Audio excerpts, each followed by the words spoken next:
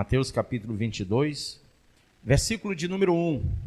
De novo entrou Jesus a falar por parábolas, dizendo-lhes: o reino dos céus é semelhante a um rei que celebrou as bodas de seu filho. Então enviou os seus servos a chamar os convidados para as bodas, mas estes não quiseram vir. Enviou ainda outros servos com esta ordem: dizei aos convidados: eis que já preparei o meu banquete, os meus bois e cevados já foram abatidos e tudo está pronto, vinde para as bodas. Eles, porém, não se importaram e se foram, um para o seu campo, outro para o seu negócio. E os outros, agarrando os servos, os maltrataram e mataram. O rei ficou irado e as suas tropas exterminou aqueles assassinos e lhes incendiou a cidade. Então disse a seus servos: está pronta a festa, mas os convidados não eram o quê? Dignos. E depois para as encruzilhadas dos caminhos e convidai para as bodas a quantos encontrardes. E saindo aqueles servos pelas estradas, reuniram todos os que encontraram, maus e bons, e a sala do banquete ficou repleta de convidados. Entrando, porém, o rei para ver os que estavam à mesa, notou ali um homem que não trazia veste nupcial, e perguntou-lhe: amigo, como entraste aqui sem veste nupcial? E ele emudeceu. Então ordenou ao rei, aos serventes: amarrai-o de pés e mãos e lançai-o para fora, nas trevas. Ali haverá choro e ranger de dentes. Porque, diga comigo, muitos são chamados, mas poucos escolhidos. Põe a mão sobre a Bíblia e diga: Pai, essa é a tua palavra, fala ao meu coração e me ensina a tua palavra através do teu Espírito, que me convence do pecado, do juízo e da justiça. Diga assim: eu creio que o Senhor vai falar ao meu coração essa noite e vai abrir o meu entendimento para que eu tenha olhos para ver, ouvidos para ouvir e um coração aberto como a boa terra, para que essa palavra faça o efeito para o qual ela foi enviada. Assim eu oro em nome de Jesus. E você que crê, diga amém. Pode assentar-se.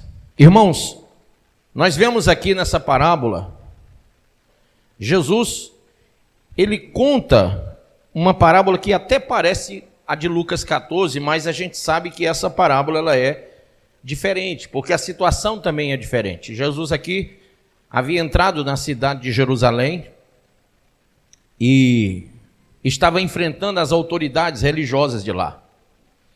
E a Bíblia fala que ele conta a história de um rei que envia os seus servos para convidar os primeiros convidados, aqueles que eram alvos do convite do rei. Mas cada um daqueles convidados rejeitaram o convite, de forma que cada um deu uma desculpa, ou mesmo se fez de não ouvinte, não quiseram saber. E a Bíblia diz que cada um deles foi para os seus afazeres. Todos eles sabiam que o banquete estava pronto, mas não quiseram vir. Diga assim: não quiseram vir. Então, quando o rei envia novamente os seus servos, dessa feita, não só eles não quiseram vir, mas a Bíblia diz que eles bateram e mataram os servos que foram atrás dos convidados. Esses convidados maus, eles estão descritos pelo próprio Senhor Jesus. Se você abrir aí comigo em Mateus, abre aí 23, versículo de número 37, diz assim, olha só, o lamento sobre Jerusalém. Quando Jesus vem chegando a Jerusalém, ele lamenta sobre Jerusalém dizendo: Jerusalém, Jerusalém, que matas os profetas e apedreja os que foram enviados.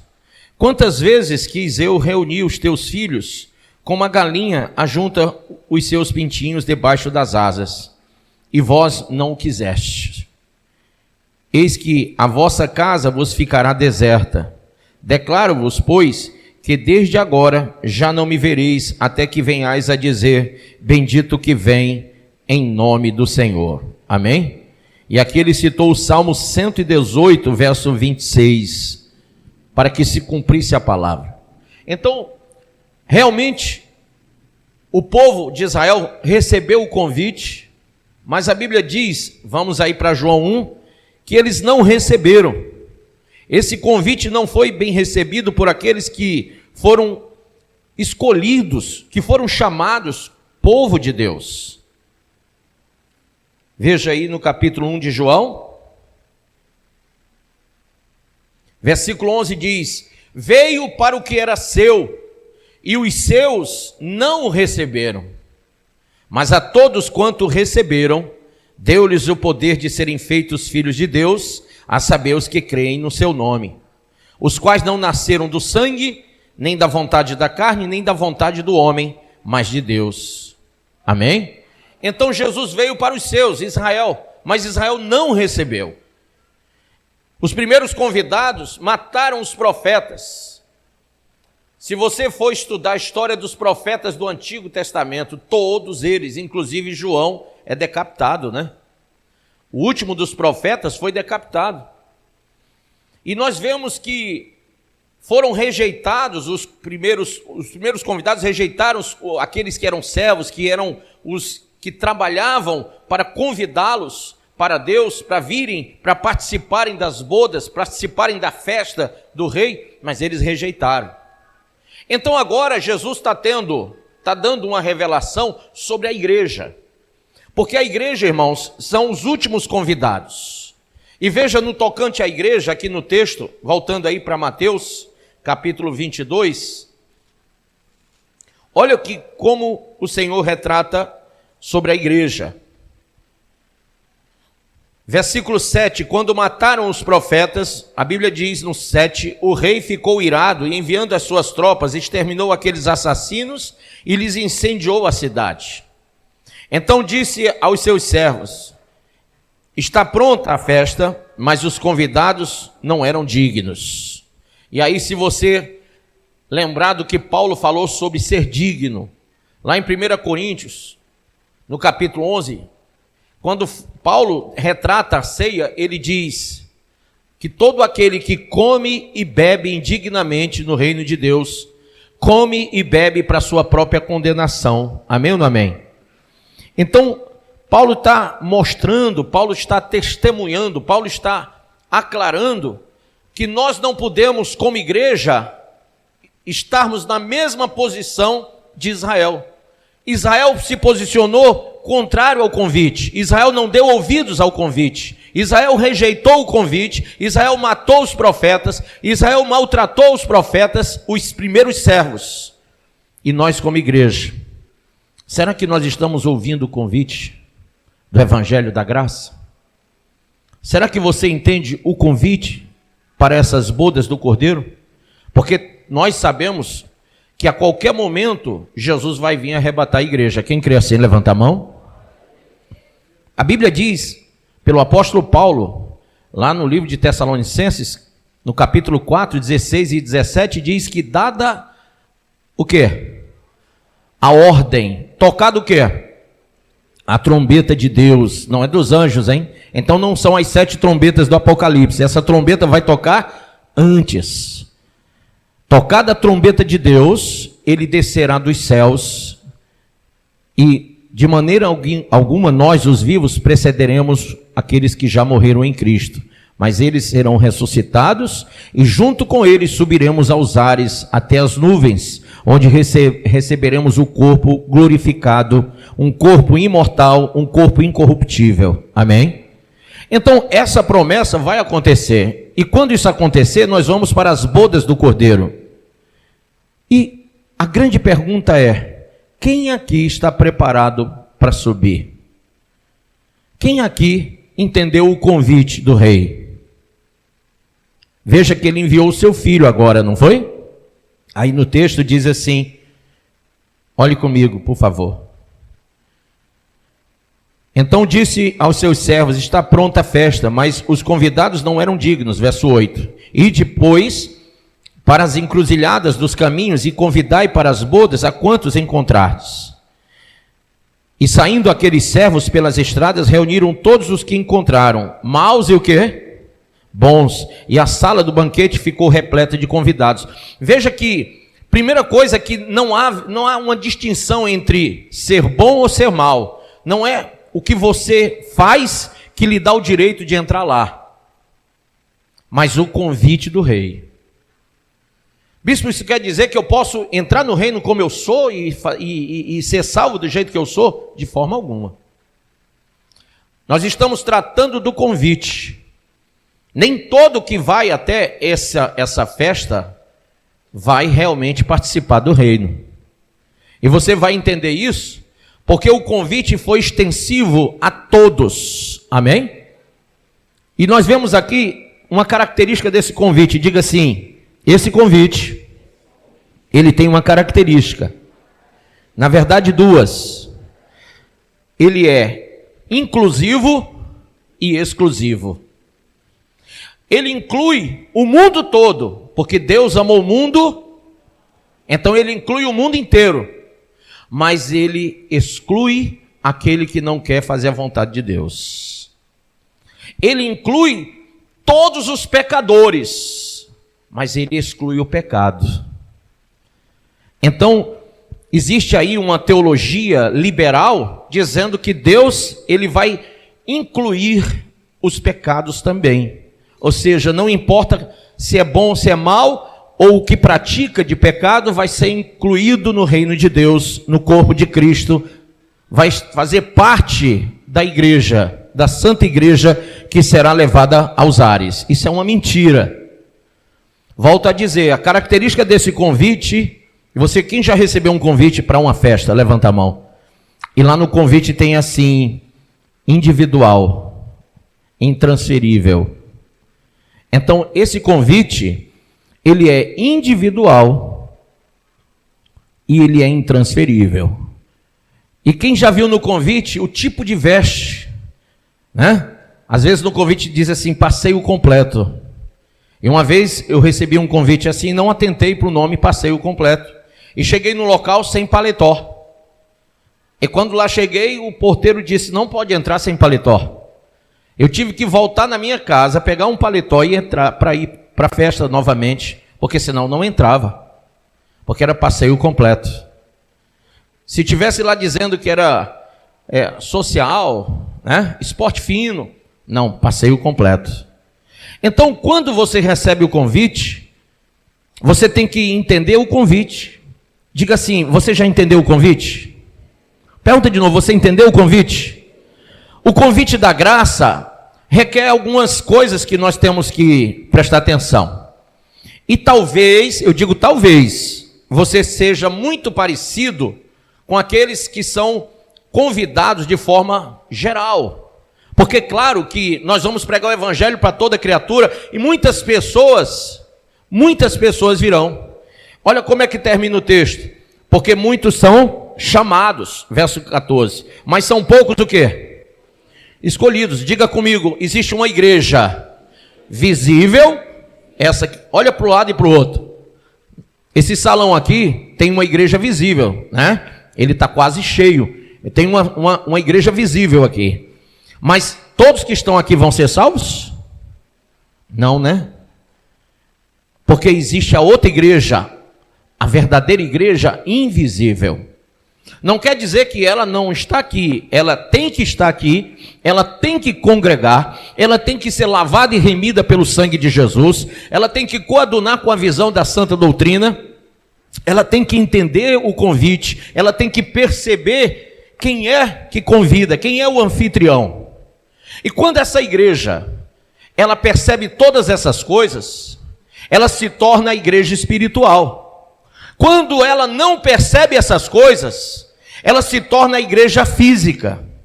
E tem muita gente que fisicamente está aqui, mas espiritualmente não está. E esse é o problema da salvação de muitas pessoas. É só estar de corpo presente e não estar espiritualmente se preparando para a vinda do Senhor, para as bodas do Cordeiro. Amém? Muito bem. E quando você vê aí até o verso 10, o convite é para bons e maus, é para toda criatura. Veja em Mateus 28, Mateus capítulo 28, salvo engano, versículo 19 ou é o 18, vamos ver aqui. Podemos ler? 18, né? O que é que diz aí? Vamos lá. Jesus, aproximando-se, falou-lhes, dizendo: toda autoridade me foi dada onde? Nos céus e na terra. Ide, portanto, fazei discípulos de todas as nações, batizando-os em nome do Pai e do Filho e do Espírito Santo. Veja que o convite é extensivo e também ele tem uma característica de ser inclusivo no tocante à não rejeição de nenhuma nação. É para todas as nações, não é só para Jerusalém. Até então o povo judeu pensava que tudo era para eles, mas veja, ele veio para os seus e eles não mas a todos que o receberam, deu-lhes o poder de serem o quê? Filhos de Deus. Agora, não são filhos nascidos nem da carne, por isso não está ligado a uma nação, não são filhos nascidos do sangue, nem da vontade do homem, são filhos nascidos da vontade de Deus.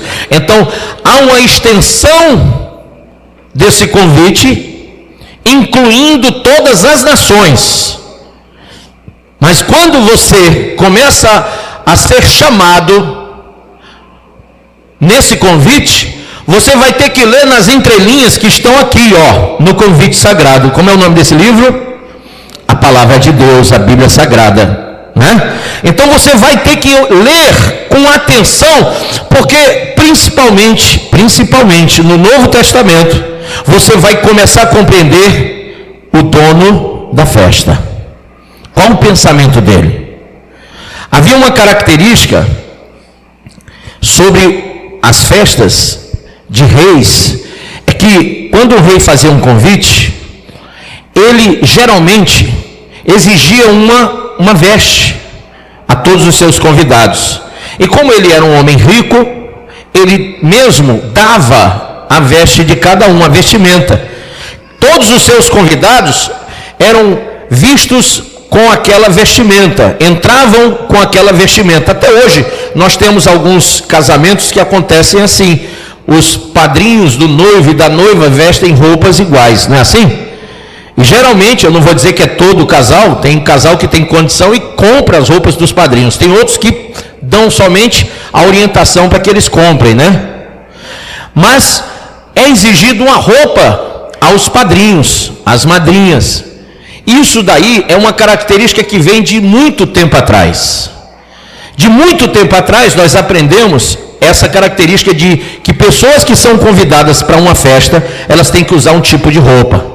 E aqui nesse texto, a partir do 11, o convite não é mais extensivo, agora é pessoal. E é quando o convite fica pessoal que eu tenho que me preocupar. Porque quando você só recebe o convite, que é extensivo a todos, você vem como alguém que foi convidado sem entender o convite. Mas quando entra para o campo da pessoalidade, quando a coisa adentra para a sua individualidade, eu falei que há convites que dizem individual e esse é assim, porque a salvação é individual. Então no campo da pessoalidade, você vai ver que o dono da festa, o anfitrião, ele vai passar os seus olhos em todos os seus convidados. Quem aqui foi convidado essa noite? Levanta a mão. Quem crê que Jesus está passando agora os olhos sobre você? Amém? A Bíblia diz que ele está olhando para todos, que não há ninguém que ele não veja. O salmista disse: Senhor, se eu for até o alto céu, lá tu estás. Se eu descer ao mais profundo abismo, também ali tu estarás. Ninguém pode fugir da tua presença. Diga: Deus é onipresente. Amém? Agora veja. Então veja. Aqui no versículo 11, leia comigo.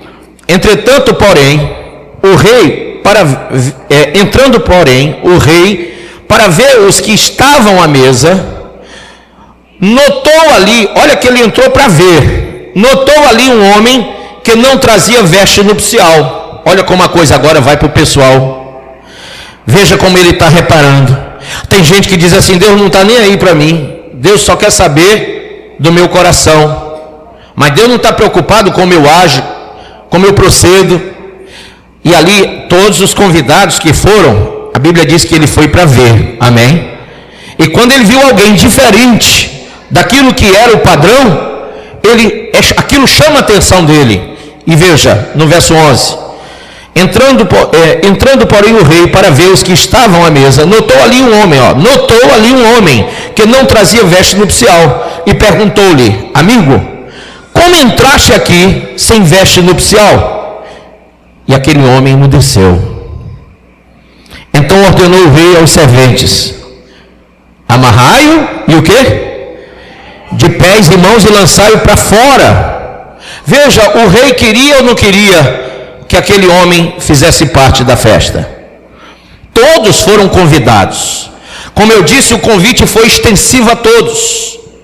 Mas imagine você que, apesar do convite ter sido extensivo a todos, aquele homem, de certo que recebeu a mesma propositura dentro do convite, com a mesma vestimenta.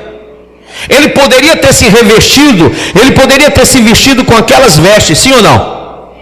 Mas ele prefere se contrapor, ele prefere se colocar do seu jeito, da sua maneira. Ele prefere ir com a sua indumentária, com a sua vestimenta pessoal. E aí, irmãos, há um conflito de valores, porque o rei tem autoridade e tem poder sobre aquela festa. Ele que é o anfitrião, e ele é que ditou como deveria ser a vestimenta de cada convidado.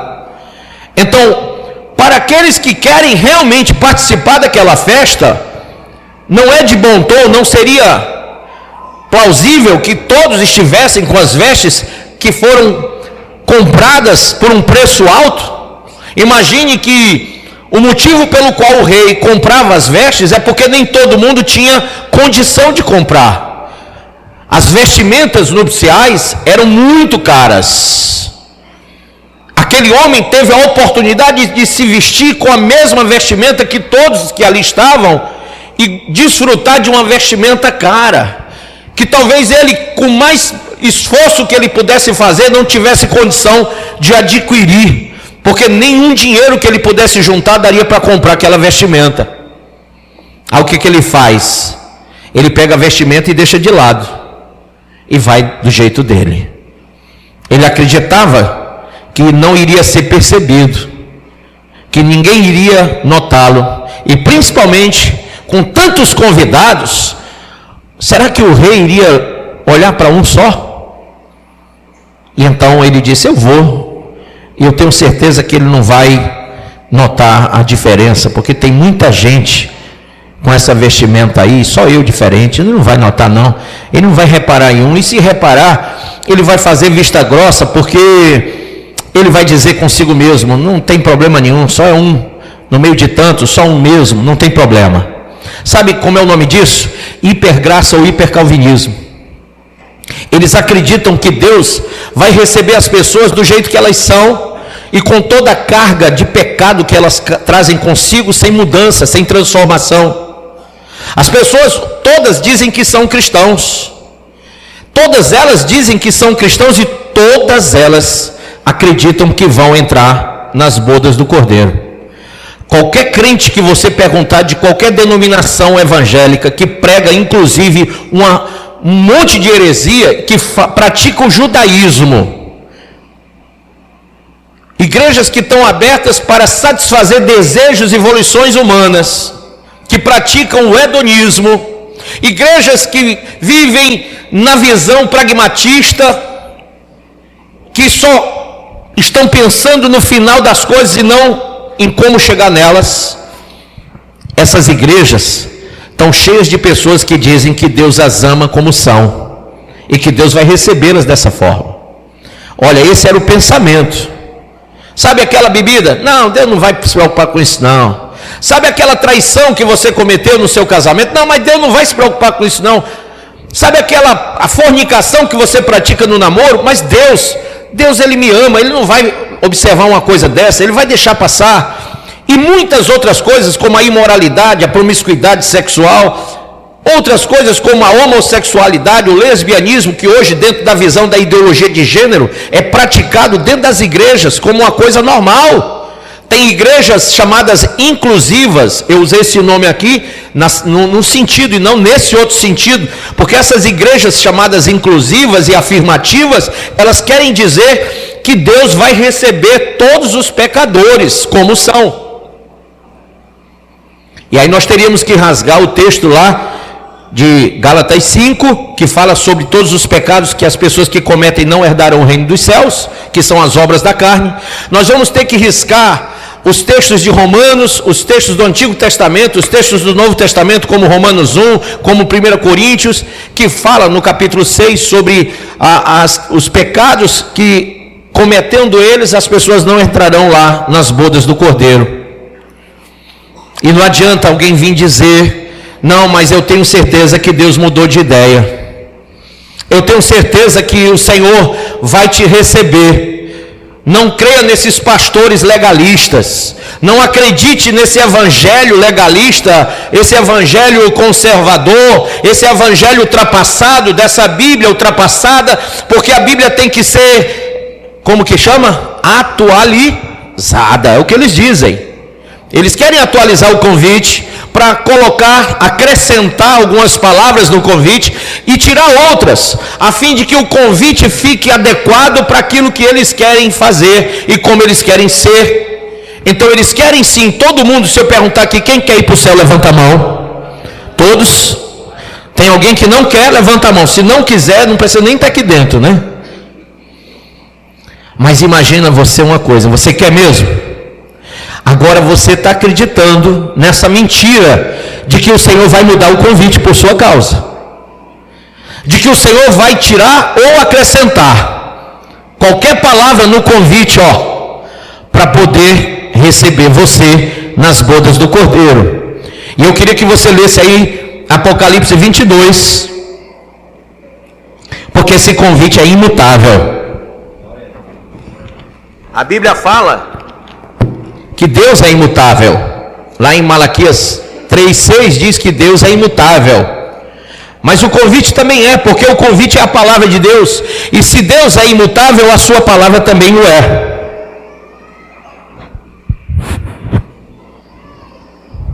Veja, no versículo de número 18 diz: eu, a todo aquele que ouve as palavras da profecia desse livro, testifico, se alguém lhes fizer qualquer acréscimo, Deus lhe acrescentará os flagelos escritos nesse livro. E se alguém tirar qualquer coisa das palavras do livro desta profecia, Deus tirará a sua parte da árvore da vida, da cidade santa e das coisas que se acham escritas nesse livro. Você crê nisso ou não? Então não vai dar para mexer no convite. Mas veja aqui no versículo de número 10. Disse-me ainda: não seles as palavras da profecia desse livro, porque o tempo está próximo. Você crê que o tempo está próximo? E ele diz: continue o injusto fazendo injustiça, continue o imundo ainda sendo imundo, o justo continue na prática da justiça e o santo continue a santificar-se. E eis que venho sem demora, e comigo está o galardão que tenho para retribuir a cada um segundo as suas obras. Então, irmãos, o convite não vai mudar, nem que você queira. Mas se você disser que tem uma autoridade acima da Bíblia, eu vou lhe dizer que é um mentiroso e que é um maldito, porque em Gálatas capítulo 1, veja aí, Gálatas capítulo 1, veja aí o versículo 8, diz assim: mas ainda que nós, disse Paulo, ou mesmo anjo, vindo do céu, então pode ser um líder, pode, de uma igreja enorme, bonita, rica, pode, mas pode ser até um anjo também descendo do céu. E diz aqui, o mesmo anjo vindo do céu vos pregue evangelho que vá, eu disse que não pode ser acrescentado, está lá em Apocalipse 22, que vá além do que vos temos pregado, seja o que? Maldito. Anátema quer dizer amaldiçoado. E aqui diz, assim como já dissemos, e agora repito, se algum de vós prega evangelho que vá além daquele que recebeste, seja anátema. Então, eu tenho falado isso sempre, sabe por quê? Porque existem muitos falsos líderes, falsos profetas, profetizando em nome do Senhor e dizendo e trazendo um outro evangelho que não é o evangelho de Cristo, fazendo um convite mudado, fazendo um convite transformado pela vontade de quem é convidado e não de quem é anfitrião. E como disse lá em João 1, a salvação depende da vontade de Deus e não da nossa. Nós não nos tornamos filhos de Deus fazendo nossa vontade, mas fazendo a vontade de Deus. Então, se você vem à casa do concerto, você sabia que a igreja é chamada de casa do concerto? É chamada casa do tesouro também, lá no Antigo Testamento? Ah, bispo, mas é lá no Antigo Testamento, está no Novo. Jesus fez um novo concerto também, não fez? E ele instituiu a igreja. Lá no Antigo tinha um templo que era chamado casa do tesouro, casa do concerto, casa da aliança. Aqui, agora, nós temos a Assembleia dos Santos que se reúnem na nova aliança em Cristo Jesus, no concerto novo. E esse novo concerto, ele traz um bojo doutrinário para que eu e você nos formemos como igreja. Sejamos edificados sobre a rocha que é Ele mesmo. Pautemos a nossa vida de acordo com aquilo que Ele ordenou e aquilo que Ele deixou em revelação e em orientação pelos apóstolos. Infelizmente, muitas pessoas estão diferentes do convite. Se você se olhar hoje no espelho não físico, mas no espelho espiritual, sabe aquela coisa do examine-se o homem a si mesmo? É isso. Se você se examinar e você conhecer o convite, será que você se parece com o convite? Você está arrumado de acordo com o convite? Sim ou não? Sim ou não?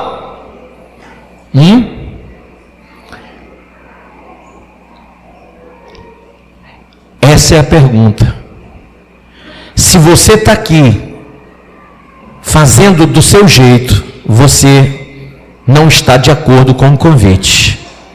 E aqui eu quero voltar para o texto áureo e dizer que quando, lá em Mateus 22, o rei passa e vê aquele homem sem as vestes nupciais, ele o identifica e ele fica irritado, porque ele havia gasto muito, ele empreendeu muito. A Bíblia diz, porque Deus amou o mundo de tal maneira, quando Abraão sacrificou Isaque, ou levou Isaque para ser sacrificado, naquela hora que o Senhor colocou o cordeiro vicário, um cordeiro de substituição, aquele cordeiro representava Jesus, que viria para substituir a todos nós, não somente Isaque, mas a cada um de nós. Mas ali o pai Abraão, quando é chamado pela fé, ele dá o seu filho, sim ou não? E de uma maneira simbólica representa Cristo. Jesus é o cordeiro vicário e Jesus é o filho que é levado ao sacrifício por todos. Agora, veja o que a Bíblia fala sobre a vestimenta. Gálatas 3, versículo de número 23, abra comigo. Porque se você não tiver essa vestimenta, tadinho de você. Por mais que você seja crente aqui na igreja, por mais que você frequente esse templo, você não vai entrar no reino dos céus. Você pode entrar pela religião, você pode entrar pela porta do prédio da igreja, você pode fazer parte da instituição religiosa, mas você não entra no reino eterno. Então é bom que você se adeque à vontade do anfitrião, do rei que fez o convite. E é por isso que ele deixou tudo preto no branco, ó. Você tem isso aqui assim. Você nem pode dizer eu não conheço, porque está escrito. Está escrito. Ah, bispo, mas eu nunca li a Bíblia. O problema é seu, está escrito. Você sabe que na nossa Constituição Federal está declarado que ninguém pode infringir a lei declarando que não a conhece? Porque está escrito, como diz no juridiquês, está posto o direito. Então você não pode dizer que não conhece. É sua obrigação, como cidadão brasileiro, conhecer a Carta Magna, conhecer a Constituição do seu país. Da mesma forma, quem quer ser um cidadão do céu, levanta a mão. Então é sua obrigação conhecer a Bíblia Sagrada, porque ela é a Constituição do crente. Amém? Nela diz o que eu posso e o que eu não posso. Quem entende isso? Então quando você vai a um culto de doutrina, por exemplo, nós estamos doutrinando você, dizendo o que você pode e o que não pode perante a palavra, de acordo com a Bíblia. E tem crente que fica irritado: ah, mas eu não quero ninguém mandando em mim, dizendo que eu posso e que eu não posso. Ora, como brasileiro, se você descumprir a lei, o que é que acontece com você? Não é preso? Não vai pagar a sanção? Se você descumpre, você não vai sofrer alguma coisa? Então, quando você descumpre a palavra, você também sofre as consequências de não cumprir a palavra. A pior das consequências é a deste homem, que mesmo tendo a vestimenta, não quis se vestir.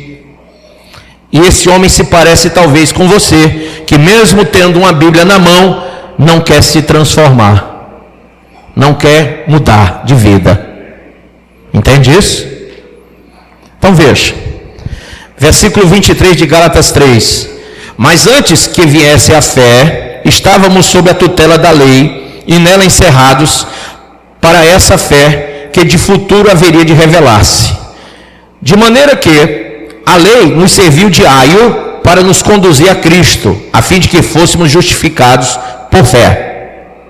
Mas tendo vindo a fé, já não permanecemos subordinados ao aio, pois todos vós sois filhos de Deus mediante o que, pessoal? A fé em Cristo Jesus. Porque todos quanto fostes batizados em Cristo, de Cristo vos revestistes. Então, o que ele está dizendo é que a vestimenta é Cristo. Você sabe o que é ser cristão? É viver o cristianismo. Amém ou não amém? É viver o cristianismo. Você é um cristão? Você vive o cristianismo? Você está de acordo com as palavras descritas no livro sagrado? Então eu vou te dar qual é a aparência de quem veste Cristo, quem se reveste de Cristo. A primeira coisa é que você tem que ficar cautelado de falsos profetas, de falsos mestres, que vão te ensinar que você pode fazer uma combinação de roupa diferente. Inclusive, existe uma moda hoje, as irmãs e os irmãos que gostam dessas coisas, quando eu falo, já ficam logo irritados. Eu dou maior valor a irritar os outros mesmo. Sabe essas roupinhas todas assim bem rasgadas, essas calças, essas saias rasgadas que usam hoje? O nome dessa moda lá na Europa é distopia. Eu não sei se vocês sabem, mas o nome é distopia. E sabe o que quer dizer distopia? Desconstrução.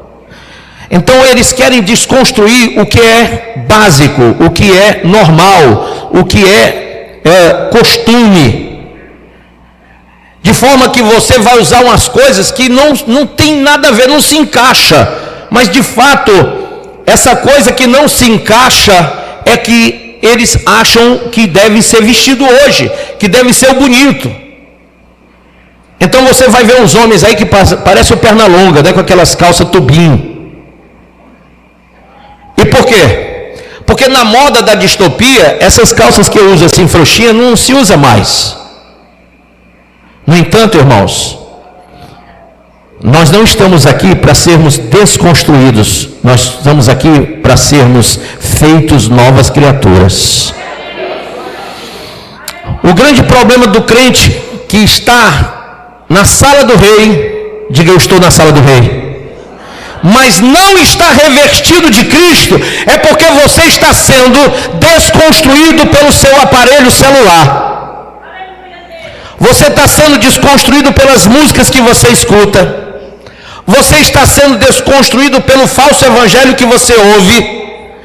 Porque em vez de você se firmar na sã doutrina, você vive se cercando de vários e vários preletores que incitam você à satisfação do ego. E cada dia que passa, os homens querem satisfazer a si mesmos. É a chamada egolatria, é a adoração do eu. E eles não aceitam satisfazer, glorificar de forma cristocêntrica. Porque se você é nascido da vontade de Deus, você vai satisfazer a Deus. Quando você não é nascido da vontade de Deus, quando você vive a sua própria vontade, então você vai satisfazer o seu eu. Aquele homem estava lá vestido de si mesmo.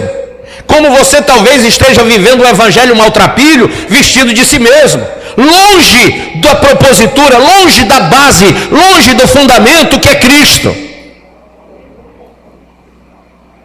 E eu não posso negar a você, irmãos, que muita gente, mas muita gente, mesmo dentro desse ministério aqui, precisa mudar. Porque por mais que escutem, não estão ouvindo. E há uma diferença, eu falei domingo aqui no culto da noite, daquele que escuta e daquele que ouve. Se você veio para escutar, você vai sair do mesmo jeito, mas se você veio para ouvir, você vai entender e vai ser curado da praga chamada pecado.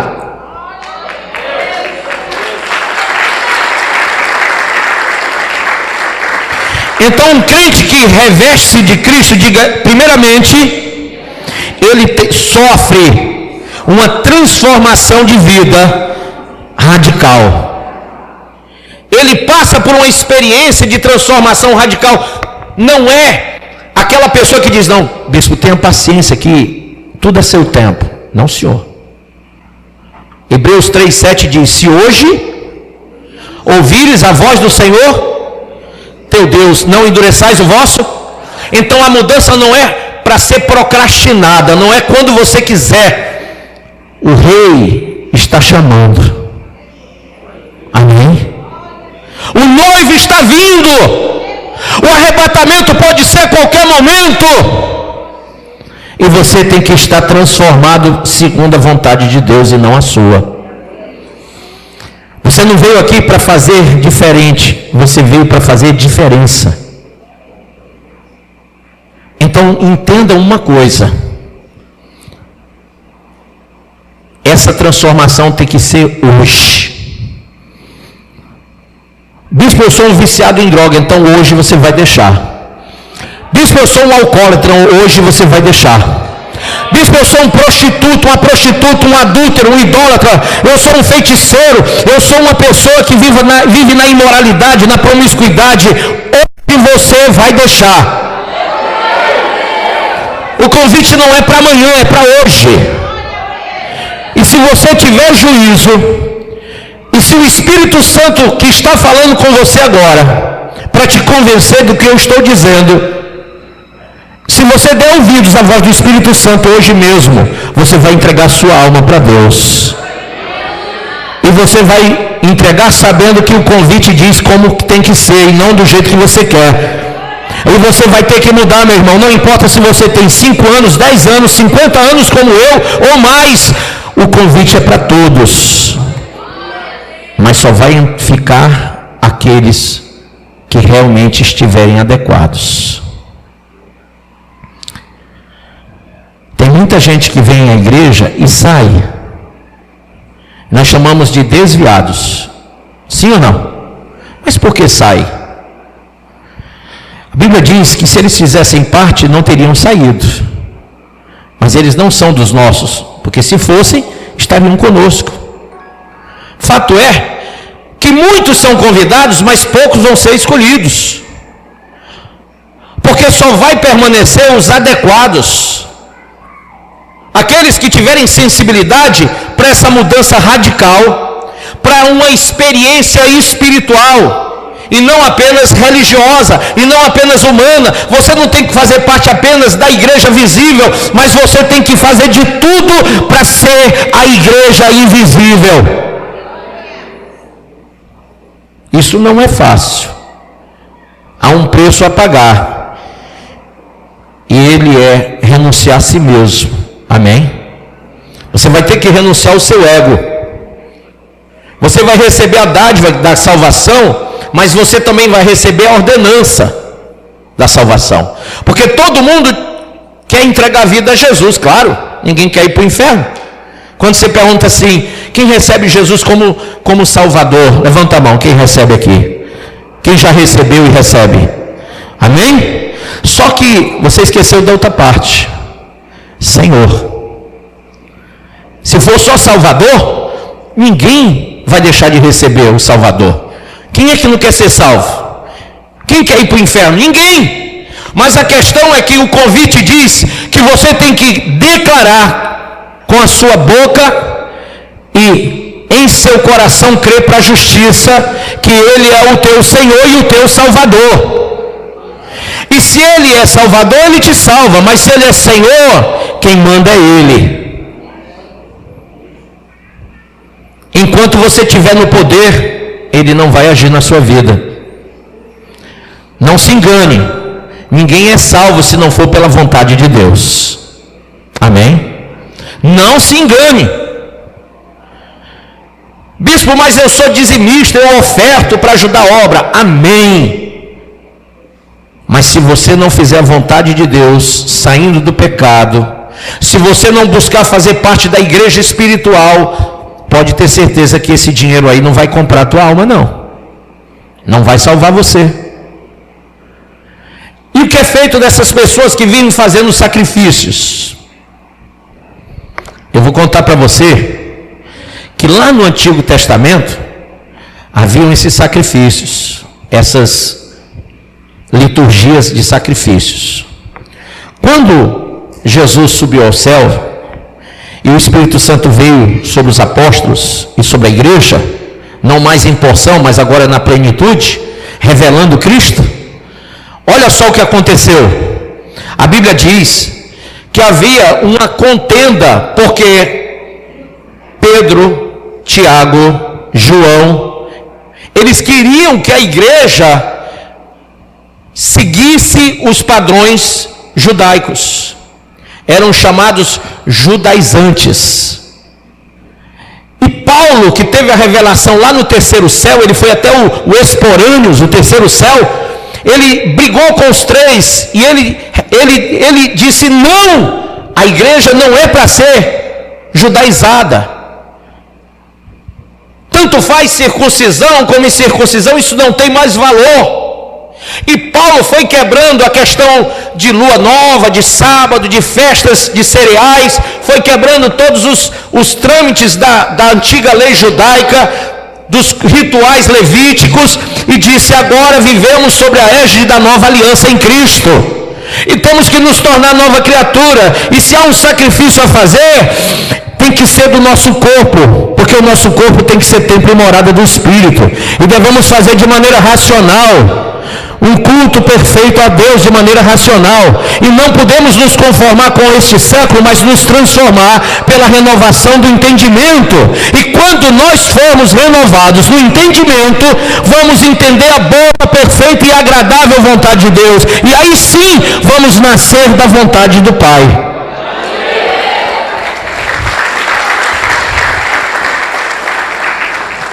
Então temos as pré-condições, as orientações para sermos cristãos. Diga, um cristão, ele busca em primeiro o reino de Deus, a sua justiça, ele crê que as outras coisas serão acrescentadas. Mateus capítulo 6, verso 33. Você crê assim? Isso quer dizer que um cristão não vai priorizar as coisas. mas a vontade de Deus. Que a vontade primária do cristão é fazer a vontade daquele que o chamou das trevas para a luz. Não é fazer o seu desejo. Ser cristão é viver o desejo de Deus. 2, diga, um cristão ama a Deus sobre todas as coisas, e ele ama o seu próximo como a si mesmo. Olha o que Jesus disse aqui em Mateus 22:37. Abra aí. Respondeu-lhe Jesus: amarás o Senhor teu Deus de todo o teu coração e de toda a tua alma e de todo o teu pensamento. Este é o grande e primeiro mandamento.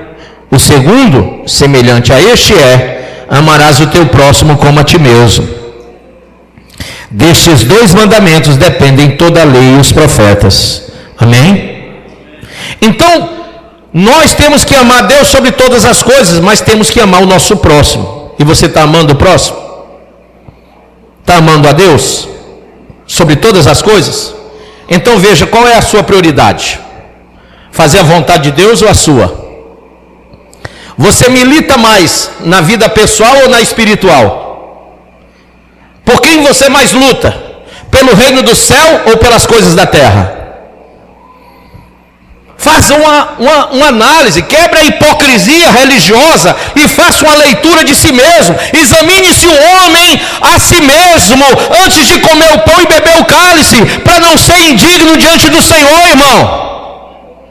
Você está comendo e bebendo a ceia todo mês, todo domingo, e está sendo indigno porque você não colocou Deus sobre todas as coisas, não tem amado o Senhor acima de tudo, e nem ao próximo. Porque quando a gente fala em evangelismo, quando a gente fala em visitação, quando a gente fala em obra, quando a gente fala em ganhar almas, quando a gente fala em multiplicação no pasto, as ovelhas recuam. Sim ou não? Todos eles têm os seus problemas pessoais, a sua vida pessoal, o seu cansaço do seu trabalho, os seus afazeres, e ninguém quer fazer a função de servo. Então, por que chamam ele de Senhor? Lá em Malaquias, no capítulo 1, ele disse: se eu sou o vosso pai, onde está o respeito para comigo? E se eu sou o vosso Senhor, onde está a minha honra? Então, irmãos, tem muita gente hipócrita, farisaica, que visualmente se chama igreja, mas espiritualmente já foi reprovado. Por isso que você tem que se preocupar muito, porque o arrebatamento pode acontecer e você simplesmente não ir. Alguém está preocupado com isso? Sim ou não? Levanta a mão quem está preocupado. Sério isso? Levanta a mão, por favor. Porque se você entende a gravidade do assunto, eu aplaudo você por estar preocupado. Mas só se preocupar não adianta. Isaías, o profeta, disse: quem vos ensinou, salvo engano, capítulo 6, a só pisar nos meus átrios? Quem vos ensinou? Tem muito crente que só pisa nos átrios, mas não participa da obra. Sim ou não? É ou não é? E aí, irmão, crente que não participa da obra não ama o próximo. Eu vou perguntar de novo: quem quer ir para o céu? Você sabe que o seu vizinho está indo para o inferno? Que a sua rua tem um monte de gente que está indo para o inferno? Que a sua família tem gente que está indo para o inferno? E você, calado está, calado fica. Não move uma palha. Quando você chega no meio da família ou no vizinho, você até é grosseiro e diz: eu vou falar só uma vez, quer ouvir? Ou você não quer, então vá para o diabo que te carregue. Você não está nem aí. Você não está preocupado não? O fogo que essa pessoa vai sofrer na eternidade. Gente, coloca a mão numa fogueira, queima ou não queima? Você sabia que na eternidade as pessoas vão estar fisicamente lá? Não é espiritualmente, não é fantasminha. Sabia não? É lançado o corpo. E a dor de queimar vai ser sentida eternamente. As pessoas irão querer morrer, mas não vão morrer. O sofrimento da dor é eterno.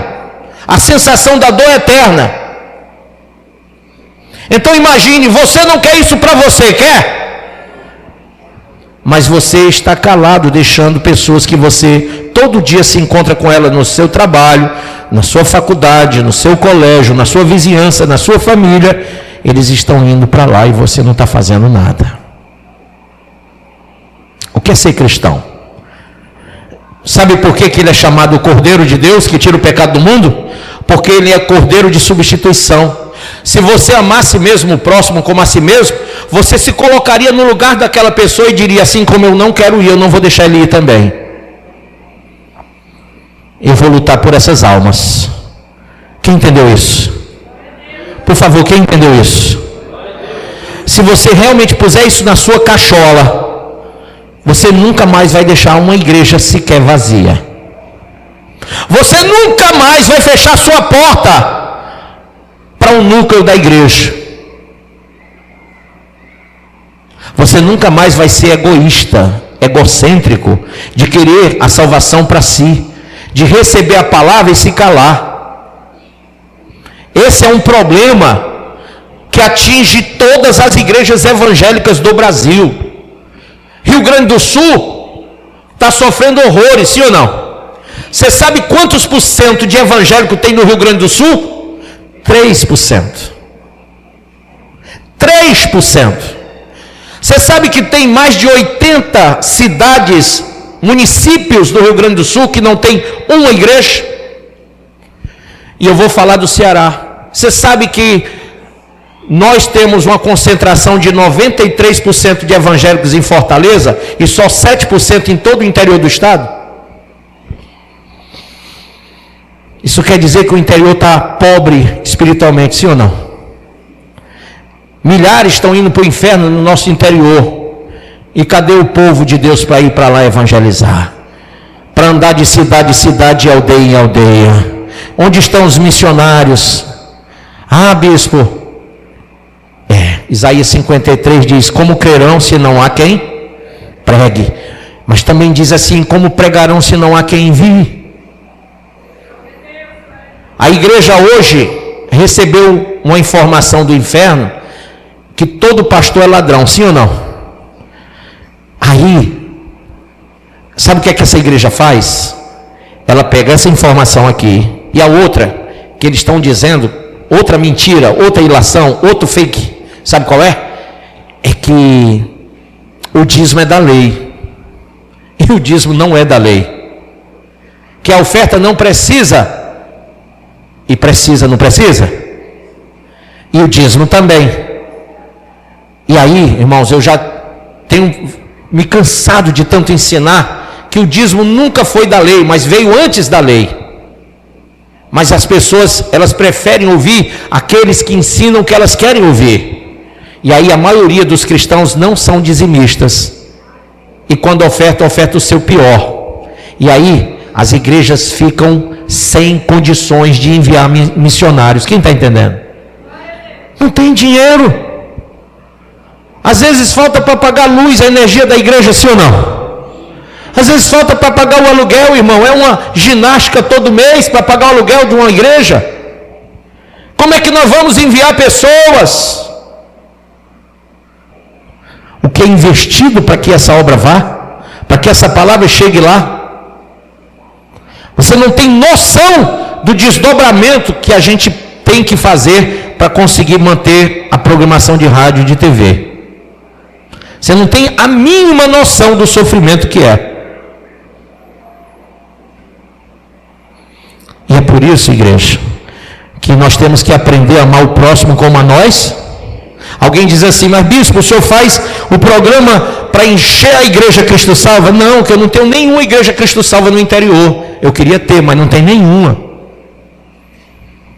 Não tem, porque a gente não tem como mandar, enviar pessoas pagar prédio, pagar luz, pagar tudo, não tem. Então não tem.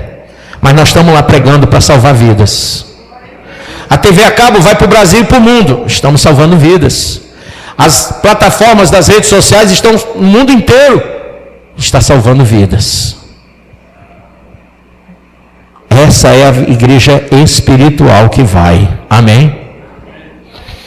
Eu queria terminar dizendo a você que todo cristão, ele guarda a palavra de Deus e ele cumpre a palavra de Deus. Ele não vive em oposição ao chamado. Jesus disse lá em João 14, 21, aquele que tem os meus mandamentos e os guarda, esse é o que me ama. E aquele que me ama será amado de meu Pai, e eu o amarei e me manifestarei a ele. Você quer que Jesus se manifeste a você no arrebatamento, sim ou não?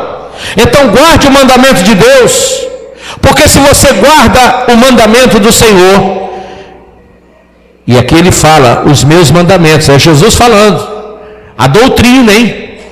Se você guarda, você é amado e será manifestado naquele dia. Naquele dia ele vai se manifestar para você. Ele vai dizer, servo bom e fiel, porque você guardou a palavra. Qual é a igreja que vai ser arrebatada? Não é a Filadélfia? Ela guardou a palavra, e porque guardastes a palavra, eu também te guardarei da tribulação que há de vir. Amém? Apocalipse 3, não é isso? Salvo engano, verso 10. Então, se você tiver essa visão de ser um cristão, você vai cumprir conforme a palavra, e você não vai olhar para trás. Lucas 9:62 fala sobre isso, e eu queria que você lembrasse que Jesus deu uma ordem: lembrai-vos da mulher de Ló. Ela olhou para trás e morreu. Você não pode viver assim. Você não pode viver com saudade do mundo. Amém? Você não pode ser amigo do mundo. Quem é amigo do mundo é o que de Deus? Inimigo. E um cristão, ele tem que falar a verdade, ainda que doa. A Bíblia diz lá em Mateus 5,37, seja porém o vosso falar sim, sim, não, não, porque o que passa disso é de procedência maligna. Você tem que falar a verdade. E eu quero que você pense nisso. Um homem, ele era assim muito brincalhão, e ele achava que o pastor dele era uma pessoa muito ingênua. E então ele entrou no gabinete pastoral e disse: pastor, vem cá rápido, olha ali na janela, tem um boi voando. E o pastor correu para olhar. E quando o pastor botou a cara na janela, disse: cadê o boi? E ele, rindo atrás do pastor, disse: o senhor é muito ingênuo, o senhor já viu o boi voar? E rindo da cara do pastor, o pastor disse: realmente você tem razão, boi não voa, mas eu prefiro acreditar que boi voa do que acreditar que crente mente, porque aqueles que mentem são filhos do diabo, e você acabou de mentir para mim. Então, irmãos, eu não sei se na sua vida boi está voando, mas eu prefiro acreditar que você não mente e que você diz a verdade em Cristo Jesus. Mas no convite que você recebeu essa noite, Jesus falou em João capítulo de número 14, no versículo 6, ele disse: eu sou o quê? O caminho. Veja o artigo definido: eu sou o caminho, a verdade e a vida, e ninguém vem ao Pai se não for por mim. Não adianta ir através de Buda ou de Maomé, não adianta procurar Confúcio, não adianta procurar qualquer deus, seja Astarote, Asdod, seja os deuses dos caldeus, dos babilônicos antigos, seja os deuses da Grécia, de Roma. Você pode procurar Zeus, pode procurar Apolo, mas Jesus disse: eu sou o caminho e ninguém vem ao Pai se não for por mim. Então, se você procurar cada cidade do nosso interior, inclusive o nosso município, a capital de Fortaleza, tem vários deuses. Dentro dos centros de cultura afro tem vários deuses. Dentro do catolicismo tem vários deuses. Em várias religiões tem vários deuses. E são várias formas, segundo eles, de você alcançar a vida, a glória. Mas Jesus não disse isso. O convite é individual e é intransferível. O convite é para que você siga a Ele, tomando a sua cruz, negando-se a si mesmo, deixando o pecado. Ele quer incluir você, mas está excluindo o seu pecado. Ele não aceita o seu pecado. Então, se você é um pecador, mesmo assim, você sendo mau, o Senhor te convidou para estar aqui hoje. Bons e maus. Bispo, eu não sou mau, eu sou bom, eu faço só o bem para os outros. Então você também foi convidado. Mas agora, você está sendo chamado para receber as vestes, que é Cristo. E se você se revestir de Cristo, você vai ser herdeiro de Deus conforme a promessa. Fique de pé.